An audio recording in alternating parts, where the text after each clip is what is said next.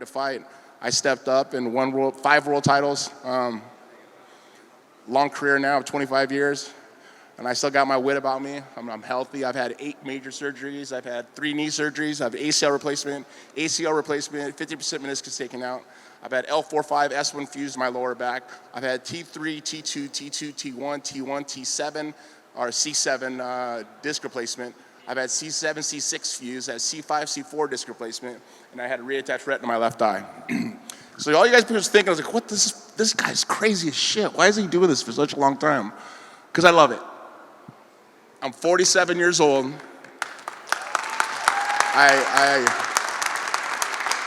Thank you.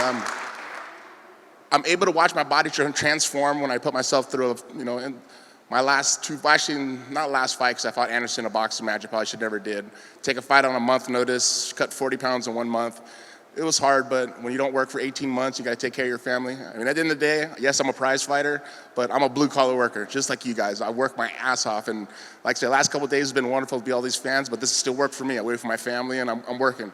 And I've really learned that through life of just working through things, and I'm fortunate to be where I am, just because of, like I say, the surgeries that I've gone through, and to still get up each and every day and teach my children how to be better men. Like I say, I'm not raising kids. I mean, as any parents in here, I'm not raising kids. I'm an adult raising men. I want men to grow up and take care of their families the way I'm taking care of my family, because as a kid growing up, my father chose drugs over me. And it was always hard to swallow, but I understood it as I got older. I could go through therapy and so forth.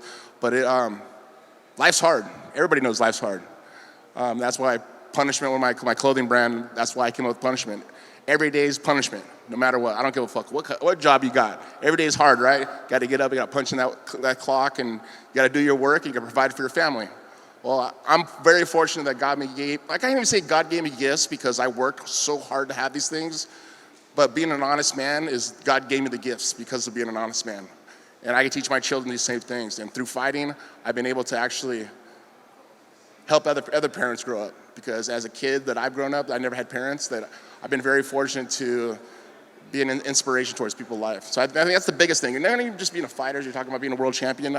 I'm very fortunate, but at the end of the day, big man upstairs looks over me, and as long as my kids are healthy and my family's healthy, and if I can help somebody else's life and be an inspiration, I'm doing the right things, I think. I think that's something that everybody loves about you, is your authenticity. Even though we joke and say that there was a character aspect to you as well. Yeah. When you won, we could see it meant the absolute world to you. One of my favorite UFC moments in history was the win over Ryan Bader, where a lot of people counted you out, and you could see you don't even know. the grave digging celebration, on the cage. Is this being recorded right now? This is being recorded. You can say whatever you want. So we talked about the Ryan Bader fight. I fought, was it July 6, 2011. I was going through a bad relationship at the time. My ex-girlfriend, Jenna Jameson, you guys probably know of. I come to realize I tried to save someone, and I tried to save my mom. Because my ex, she had a drug problem, and I thought that I could save my mom. Now, this took me $30,000 to cost. Got to go through therapy, and I had to pay for my therapy, but hey, I get it. I tried to fix her, and it didn't work. 8 weeks before that fight happened, I signed on it, and I was like, okay, cool. I don't need your negativity. I lived in the same household with her. We slept in the same bed together. I didn't have one conversation for 8 months. Or 8 weeks, excuse me. 8 weeks. Not one conversation at all. Because the negativity that you feed into in a relationship with a person so toxic, it'll ruin you completely. And I went through this, and before the Bader fight, I said, we're not talking. I'd sleep in the same bed for 8 weeks. Never talked to her. I took care of my kids in the morning. I'd go to, when they go to school, I go to training. I'd be back home at 3 o'clock to pick them up, bring them back home. I had a nanny there, and then I go back to train again. And it was for 8 weeks. And I remember going down to Vegas, getting ready for this fight. And I was a 6-1 underdog, I believe. I worked really, really hard for that fight. Really, really hard. I had 4 fights left on my UFC contract. And not many people know this, and you guys as fans probably don't even really understand it, but it's for a decent amount of money. I said, Jenna, we can't talk anymore. No conversations. I don't care. Let me do me. You do you. I'll help with the kids. I'll do my part. And I remember I went to Michael Bisping's. He was the Ultimate Fighter that season.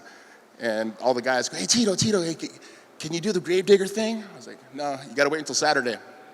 And they looked at me like I was an alien. They're like, what? No, really. They all counted me out. I was like, fucking watch this shit. So I did all the promotion that day of the weigh-ins, and everyone kept asking me, so Tito, what are you going to do after this fight? Well, what are you going to do after this fight? I go, I'm fighting for the title. I'm going to win this fight. I'll win the next one. I go, I'm going to win. And everyone goes, no, really, Tito, what are you going to do? You do promotion? I mean, what are you going to do? I go, no, I'm going to win this fight. And I remember as soon as the fight was over, I hit him with a right uppercut, dropped him, and tried to shoot on a double. And I remember getting the guillotine. And I worked this with Producer Verdun. Anybody knows who Producer Verdun is? Yeah. And the guillotine is something that I worked a lot with him. And he said, always the crunch. And I remember squeezing it, and I was in the best shape probably was, 'cause I had no injuries, which was great. But I remember getting the guillotine so tight with arm in, and I heard him go, and he couldn't breathe. I was like, oh, I was gonna hold on for dear life. McCarthy tried to pull me off, and I wasn't letting go. I felt like a lion that has never eaten before in his life, and this is my meal. And because my mind was going through everything, and within that 5 seconds, I thought I'm gonna lose everything. I'm gonna have to restart it all over again. I'm gonna lose this big contract for the next 4 fights. And I remember McCarthy ripping me off, and he had to put his thumb underneath my throat. And literally, you could watch the fight, and he pulled my head off, and I still wouldn't let go. And I finally said, all right, cool, I'll let go. Oh. It was the most exhilarating feeling in the world. Because the first thing that popped in my head is remember all those guys at the Ultimate Fighter on Michael Bisping's team going, no, Tito, go ahead and do the Gravedigger now. And I thought that in my mind. I was like, oh, I got to do the Gravedigger now. But that Gravedigger started at the very beginning of my career. I learned that. I watched a Muay Thai guy do it, and I was like, I got to do that one of my fights. I make it interesting, make it fun. But when I beat Bader, I think that was the biggest time in my life that I realized that it was time to grow.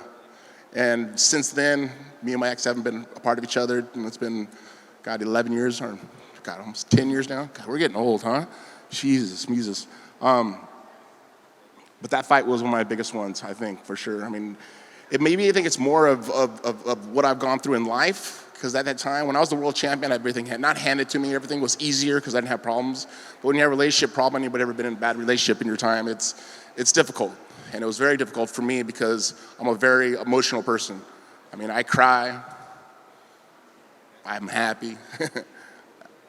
I have like feelings like I as a normal man should, I think. I mean, I don't think I'm bad or anybody else. I assume myself as each and every one of you guys as hard workers, and we got to provide for our families, right? I have that same feeling. I mean, I'm able to show this to my children so they know that I'm real. And that's why if anybody ever came and talked to me in my sign or my booth and so forth, I'm a real person.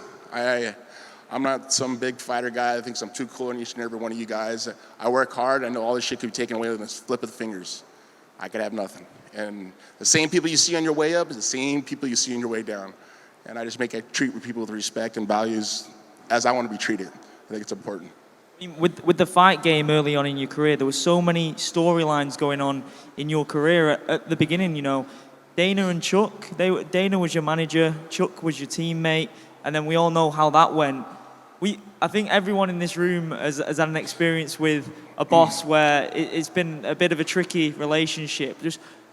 You're one of the most prized assets in the history of the promotion. Dana knew that, but your relationship was like openly rocky. What was that like from your perspective? It was really hard for me because it was like someone as Dana I loved. Like he's like a close friend to me. Like we started with nothing. Like before they even bought the UFC, he came to my house and begged me to be my manager. And I was like, I didn't trust anybody. I was like, I don't trust anyone. But I trusted him to a point where they bought the company and all of a sudden it was a conflict of interest, I thought. And I was watching something earlier I think today or yesterday, and Ronda Rousey said the fighters that get paid, if they're able to put money up or earn the UFC money, then they should get some money out of it. I believe that 100%. If you're able to do the work and people want to buy tickets, people want to see the front row, people want to buy the pay-per-view. I mean, you got to sell a fight. You're going to sell a fight. People want to see it. I mean, you want to see someone saying, oh, he's a good fighter, oh, he's a good fighter. We'll see who wins. How boring is that? Compared to someone, oh, I'm going to kick your ass, I'm going to take all your money. And I mean, they say stupid things sometimes. But once again, I keep those 3 rules in a personality. You know, talk about a person's family, talk about their country, and don't lie. I mean, I had the same problem with Chael Sonnen. He lied so much. It was like, but the crazy thing is people believed like half the shit this guy would say. It would drive me nuts.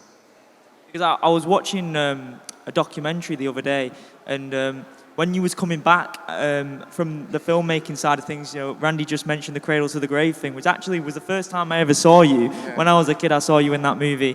But Ken Shamrock, that Ultimate Fighter season happened after that, and I remember watching this documentary, and Dana said he was sat cage side and you was in the arena, and you're like swearing at each other over the phone. He's like, "No, but I've got something for you," and then they announced it.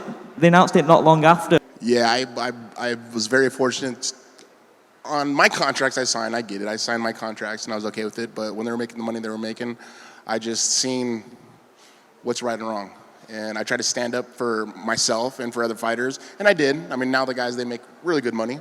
Some of them don't. But it's one of those things that you kind of want to watch your step because they're so strong they can do what they want pretty much. So, yeah.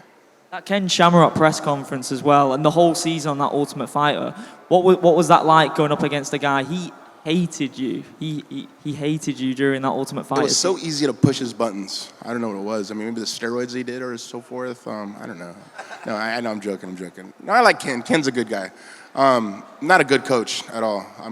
But I mean, I was born to coach. I love coaching. Everybody ever watch The Ultimate Fighter? I love it. It's so fun. And I just actually coached against Rampage 2 weeks ago in Miami. And I came down to the last fight and we won. It was had 7 fights, we won 4, they won 3. It was cool, it was fun, exciting. I love to coach. I've always wanted to coach, but finally just kind of took advantage of everything else. Coach Bisping on that season as well. And he was a beast. Bisping would do everything I said. He never questioned anything. He always pushed himself as hard as possible, but that's why he's the champ. I mean, champions work hard like that, and Bisping was that man always. Were you emotional when he won the belt? Like, how much did it mean to yourself, having been a part of his career, to see him lift the world title? Well, I mean, when he took the fight, I was like, man, you're taking that fight super fast. You shouldn't take it that fast. He goes, out of the hell with it, man. I'm in shape. I've been working with Jason Prolo. He goes, I'll give it a try. Let's see what happens. He goes, I'm going to win this shit. And I was like, God. And he did. I was proud of him, man. Super proud of him. And we all know how much it meant to you to fight Chuck Liddell for that 3rd time. Obviously, working with Oscar De La Hoya was... It actually didn't mean me that much. I told Chuck not to do the fight, and he still wanted to do it. he pretty much wanted to... Thinks he could beat me, and he said, I go, you're fighting a totally different guy. And he said, no, just show up and fight. I go, all right, you're going to see what happens. I'm a different man. And I had that much confidence. I knew that I would just smash through him. He shouldn't be fighting. I mean, at the time, I mean, he needs to take care of his health. I think that's more important. Are you and him pretty cool now? Yeah, we're cool now. We're cool now. We're kosher. The Oscar De La We're Hoya not like thing, best friends. It's not like I'm going to take him out to dinner or anything. I probably would. He's a good guy. That was pretty mad at the Oscar De La Hoya press conference when he just didn't have any knowledge of MMA, did he, man? Like, did you have a conversation with him? When you do a promotion and so forth, you got to understand everything. It's not just going up there and showing your name. It's any type of job. I mean, you got to come in and make sure you understand your whole lineup, who the guys are, what their records are, and so forth. And he didn't. But I mean, at the same time, I told Chuck not to take the fight, and he still did it anyways. And it lasted around.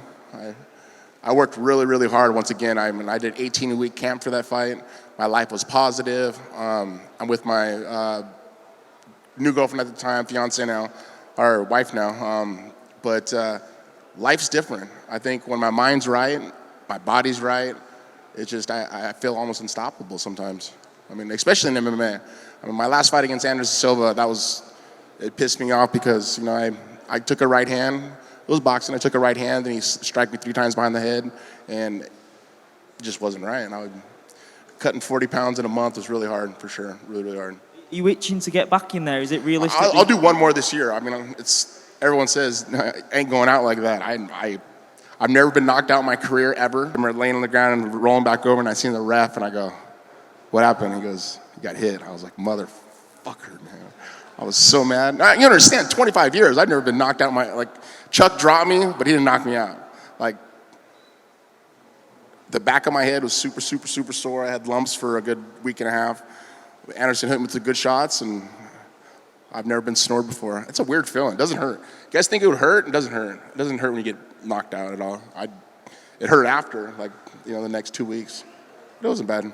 Would the next one be boxing or MMA? No, I do MMA. I want to smash someone. I just want to double leg them and just elbow through our face. Who do you want to smash? Come on. I don't know. Someone make a fight interesting. Someone I like to smash. I like to smash Chael Sonnen. I really would like to smash his face. Is there kids in here? Because I fucking hate that guy. I dislike that man. I do not dislike people. I mean, I'm real. But that guy I dislike. I don't like him.